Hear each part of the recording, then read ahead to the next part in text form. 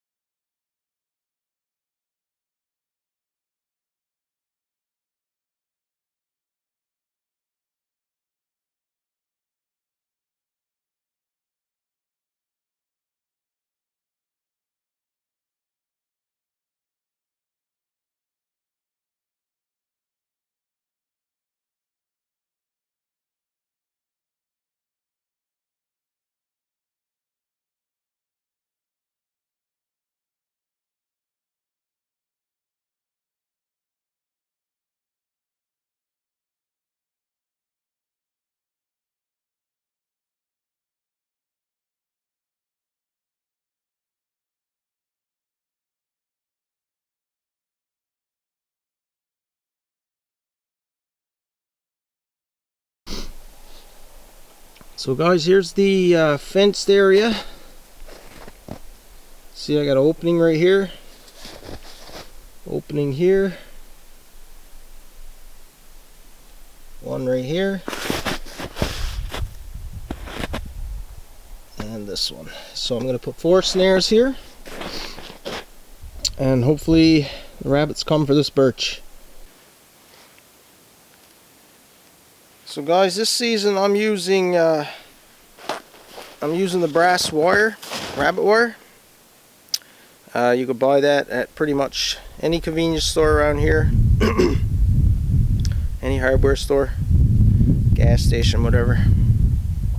So this is the brass one. I make them 14 or 16 inches long, I think. First thing I do when I take them out of my pocket, I take them to a tree and I round them off, preferably on a green tree, a live tree. That way you're getting the scent of the tree on your snare. You're getting your scent of your hands off the snare. And not only that, if you have them in your pocket, they don't make a nice perfect circle. When you take them out, sometimes they're all bent up. So rounding them on a tree, they make a nice round circle. A lot easier to work with. Now I preferred the other type of snare, the 9-strand braided snare, like the pitcher wire, what people call pitcher wire. But years ago, the government of Newfoundland banned the 9-strand rabbit wire because they were saying too many endangered pine marten were getting caught in them and getting killed. So what they did was they started selling 6-strand braided wire, but the 6-strand is much weaker, obviously, and so what they were saying is the pine marten can break out of the 6-strand, but the rabbits, you'll still be able to catch the rabbits. But from my experience and a lot of people I've talked to about it, is the 6-strand, they're losing most of their rabbits. The rabbits are getting caught, but they're breaking the 6-strand wire as well, unlike the 9-strand we used to be allowed to use. But so I've switched to this brass, and to be honest with you, I'm not a big fan of it. It doesn't hold the shape as well as the old 9-strand stuff, but I guess from the government's point of view, you know, they're trying to save the pine marten and stuff here, the Newfoundland pine marten. So I mean, more power to them. I'll abide by the rules for sure. So I just got to suck it up and deal with the brass wire, you know. So just to clarify, the Newfoundland pine marten is different from the Labrador pine marten. The Labrador pine marten, obviously you've seen on Big Land Trapper's channel. He traps them all the time, William Larkham Jr. And yeah, they're plentiful up there, but on the island part of the province, they're endangered. So it's a different pine marten, we'll say. So what I like to do after I round them off, make a nice round circle, bend, and I make them just big enough for my fist to fit through without touching the sides. So maybe 4 inches. 4 inches around, maybe. 4 inches across, I should say. Just like that, and then I have a nice long tail so I can wrap it around a few times, or if I've got a bigger tree, I can wrap it around that one. I always leave my snares a little longer. I know some people, their snares are this long, that's it. But I like a nice long snare, that way I could double wrap around smaller trees. And it's much more secure, I think. I don't mind losing a couple of snares off a roll by making each snare a little longer, you know what I mean? When you buy a roll of snare wire, sometimes people get 16 snares out of a roll of wire. But I only get probably 12 or 14. So this is how I get my snare ready. Now let's set it. So all I do, guys, I've seen guys tie knots in these, but all I do is wrap, try to go over your snare right here, over your snare again, and I could actually triple wrap this one because it's so long and the stick is small. So that's what I'll do, I'll triple wrap it. Then I'll wrap around the snare itself until the wire is all used up. Obviously you want this as tight as possible onto the tree so it's not swinging around.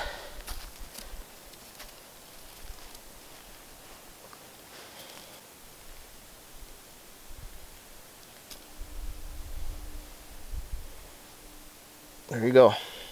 Now you just fix it where you want it. I usually set mine an inch off the ground. We actually, when I was growing up, we actually had a pet rabbit, a house rabbit.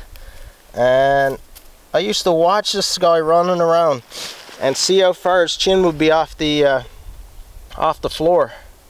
So that's how I decided on how high to have my snares, from watching my pet rabbit run around the house. So some guys also use a chin stick. I don't usually. So you just stick a little stick in there.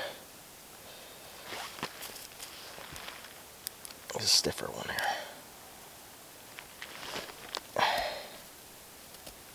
So they stick a little stick in there just to get the rabbit to lift its chin.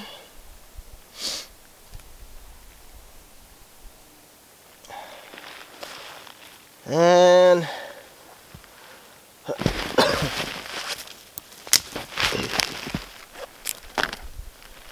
then what I do is I'll take some twigs and some sticks and I'll try to fence it off a little bit.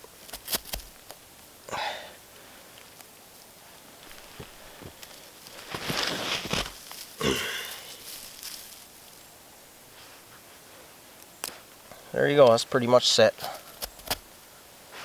That's your set right there.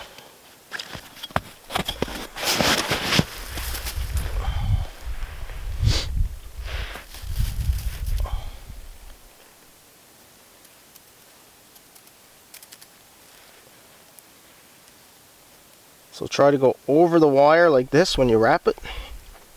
Just gives it a little more sturdiness, I think, on the tree.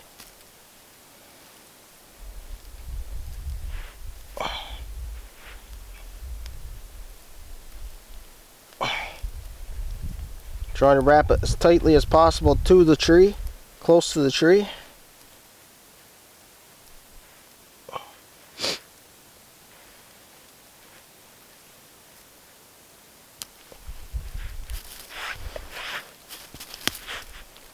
Actually, I could use that for the chin stick.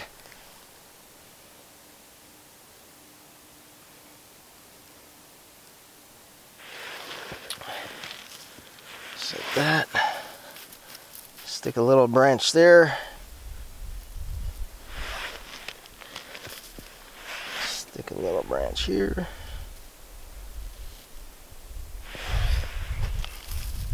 Make sure this is all closed up. It's not a big deal if the rabbit gets in somewhere else because he's still got to go out, so hopefully you can catch the snare on the way out. There you go.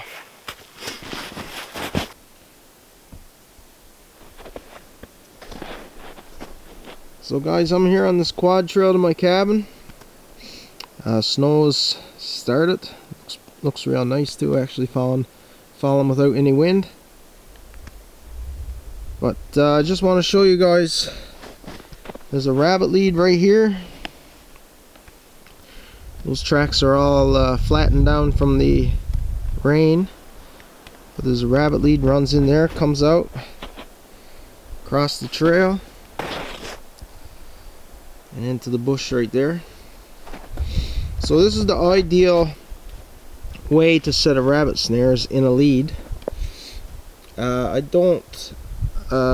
not a huge fan of setting them right on a quad trail because you got other people coming around and they might see your rabbit there, and I've had rabbits stolen before, and I know people who've had rabbits stolen before. So it's not really worth setting. But this trail is not used too much, this quad trail. So I am going to set a snare here just to show you guys. And I can see right in here, it runs between those two trees. So I'm going to try to climb in there and set a snare right in there.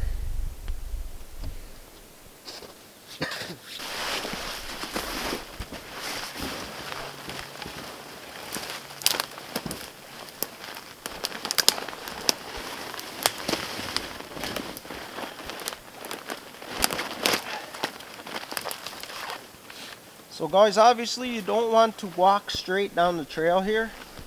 It's nice to come down the trail, come in the woods, and come out beside the rabbit lead.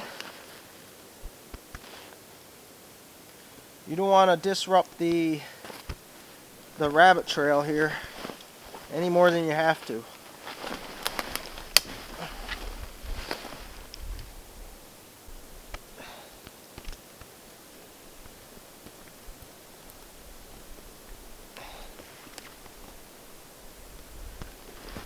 Okay guys, I don't know if you can see that, I hope you can.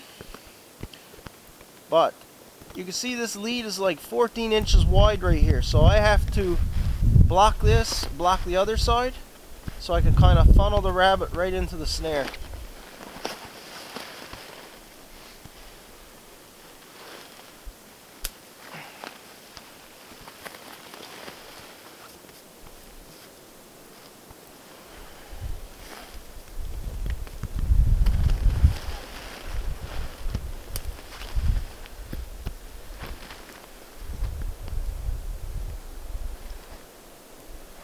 See, that looks much better.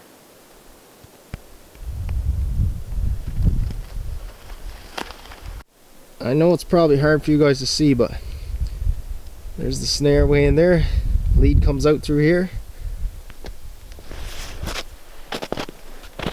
crosses and goes in that way.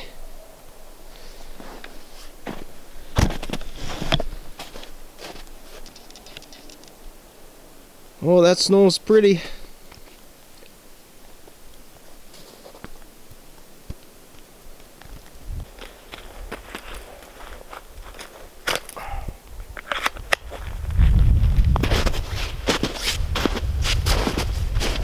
So guys, let's say you're in a survival situation. You don't have any snares.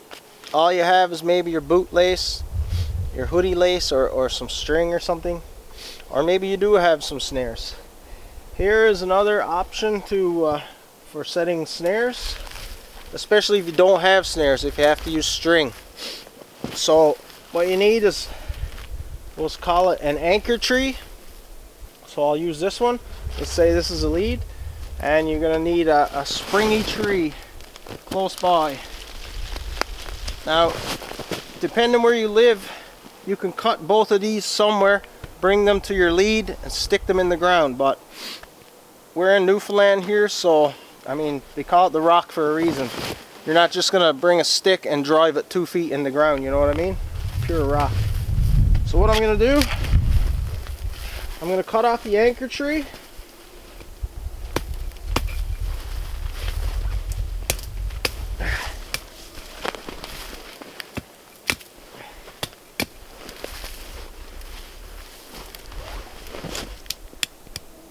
I'm just using my BK2 Becker.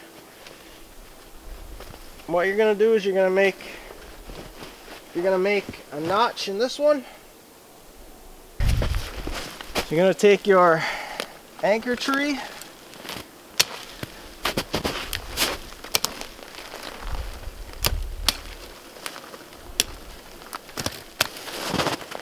so you want this one, when you catch your rabbit, you want this tree to, you want it to flick up pretty quick. You don't want any wind resistance, so you're gonna want to delimb the tree, get all the limbs off of there.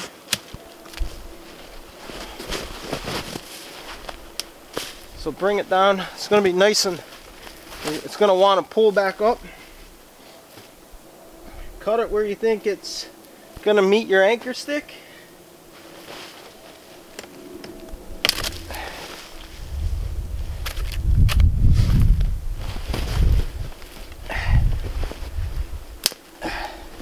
So now you have two options. You can cut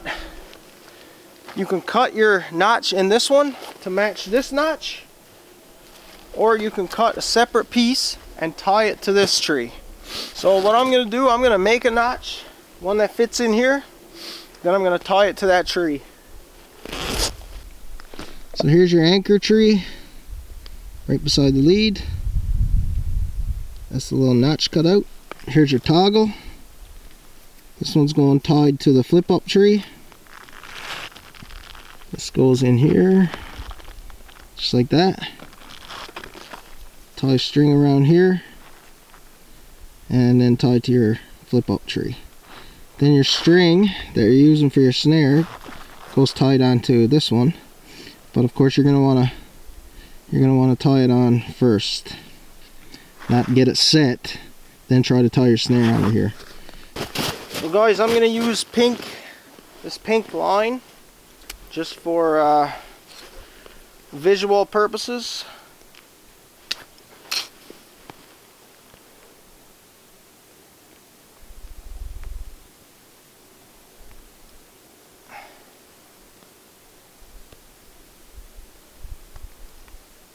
Tie onto your toggle, tie onto your spring tree.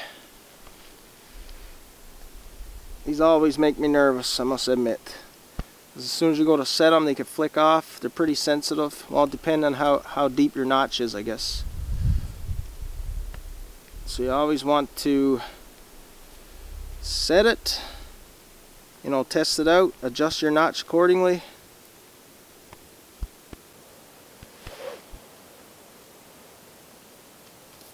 As you can see, it now latches. Sometimes you gotta fool with those notches. It's a good idea to be practicing the L7 notches.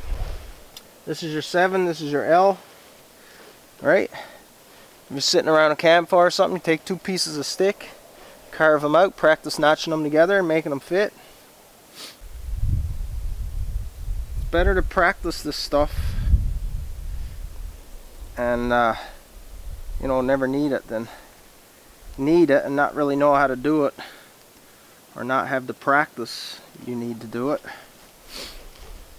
So what I'm going to do is make a snare out of a piece of string. I'm just going to pretend this is a shoelace or something.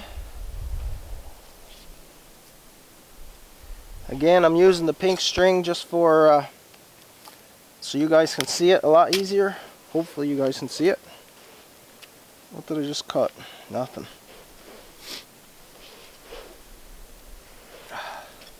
Man, my knife is dull. Look at that. So I'm going to make a loop at one end just like a rabbit snare.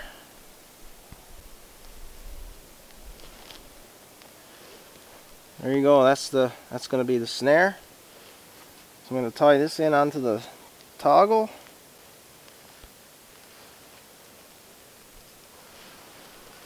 So there's your flip up. Trying to stay way back because it's kind of leaning my way. And here's your snare, but unlike wire, your string is not going to stand up, you know what I mean? So what you're going to want to do is get a couple of smaller sticks with a little fork in them.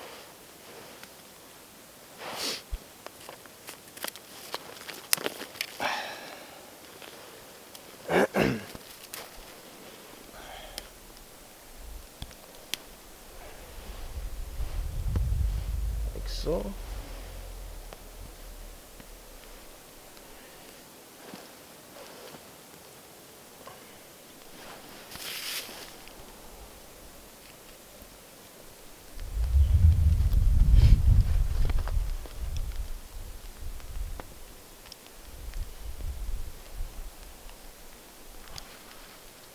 So you're going to use these sticks to hold your snare off the ground.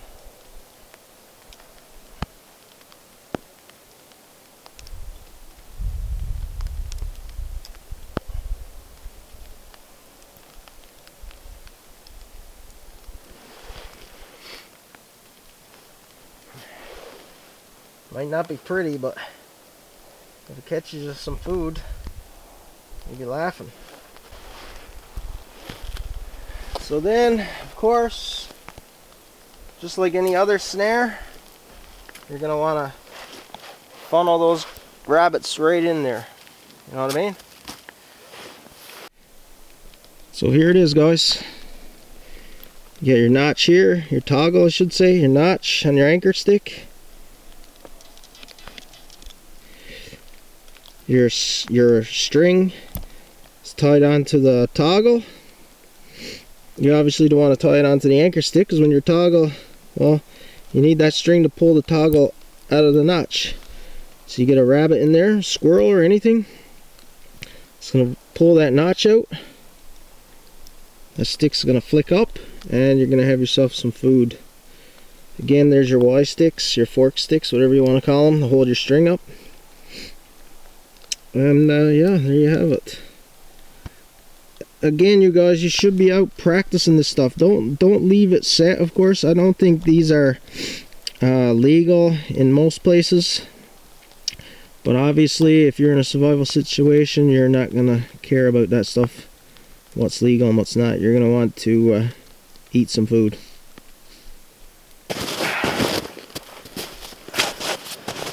So guys, the reason you're going to want to use this setup with a flip up is because if you just tie a piece of string onto a tree in a lead, chances are the rabbit or whatever you catch is going to just chew the string off and run away. With wire, it's a little different. It's harder for them to chew off. So definitely, if you only have string to set this snare, you want to use a flip up for sure. And of course, if you're in an area where you want to snare bigger animals, maybe hogs or something, then you can use this exact same method, only you just upsize it. You use a bigger tree, you use bigger string, bigger notches, you just upsize it, that's all. So it can be used pretty much for any situation, any survival situation. You can even use it near water, like if you want to snare a muskrat or a beaver for food. You know what I mean? You can set this in a beaver run. Anything at all.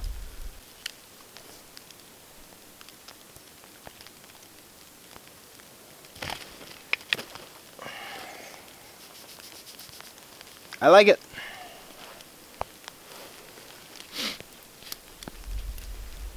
So I'm gonna take this out of here again because definitely don't want to leave that.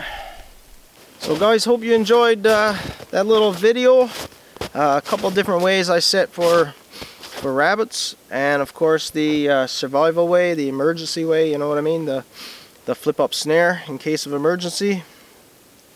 So yeah, hit the thumbs up, subscribe if you haven't already, and hopefully the next video will be cleaning and cooking some rabbit. Take care guys.